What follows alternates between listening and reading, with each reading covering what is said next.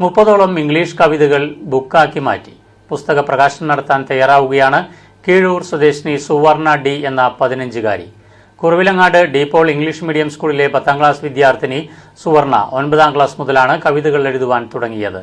DB college English വിഭാഗം മേധാവി Indu KS, Cherthala SN college അധ്യാപകൻ ഡോക്ടർ ബിജു MS എന്നിവർ കവിത വായിച്ച് വിലയിരുത്തി.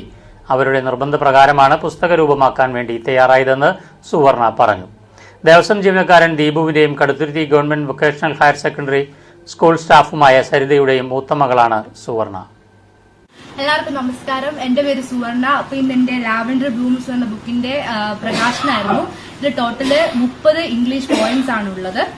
ഇതെന്റെ അച്ഛൻ ദീപു, ഇത് അമ്മ സരിത, എന്റെ അനിയത്തി വിസ്മയ. ഇവരുടെ എല്ലാവരുടെയും സപ്പോർട്ട് കൊണ്ട് മാത്രമാണ് എനിക്ക് ഈ ബുക്ക് ഇവിടെ പബ്ലിഷ് ചെയ്യാനായിട്ട് സാധിച്ചത്.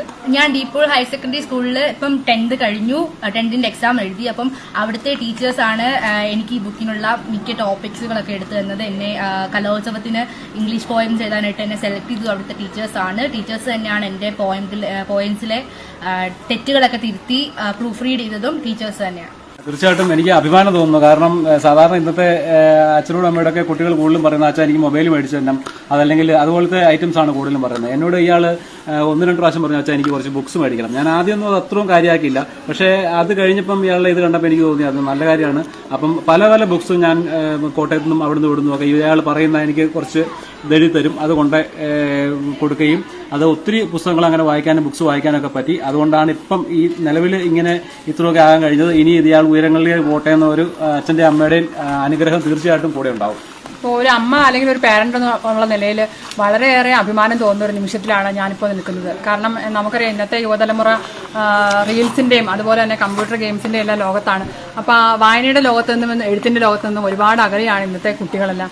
ആ ഒരു കാലത്ത് എൻ്റെ മകൾ ഇങ്ങനെ കവിത എഴുതി പുസ്തകങ്ങൾ വായിക്കുന്നു എന്നുള്ളത് എനിക്ക് ഏറെ അഭിമാനം തരുന്ന ഒരു കാര്യം തന്നെയാണ്. ഈ ലാവൻഡർ ബ്ലൂംസ് എന്ന ഈ 30 കവിതകളും മോളുടെ ടീച്ചേഴ്സാണ് ഇതിനുവേണ്ടി ടോപ്പിക്സ് എല്ലാം സെലക്ട് ചെയ്തത്.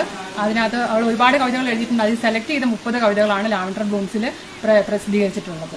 ചേച്ചിയുടെ ഈ ലാവൻഡർ ബ്ലൂംസ് എന്നുള്ള പുസ്തകം എല്ലാവരും വായിക്കണം. ഞാൻ ഇതിൽ വായിച്ചായിരുന്നു. എനിക്ക് എല്ലാം ഭയങ്കരമായിട്ട് ഇഷ്ടപ്പെട്ടു. അപ്പൊ നിങ്ങൾ ഉറപ്പായിട്ടും ഇത് വായിക്കാൻ നോക്കണം.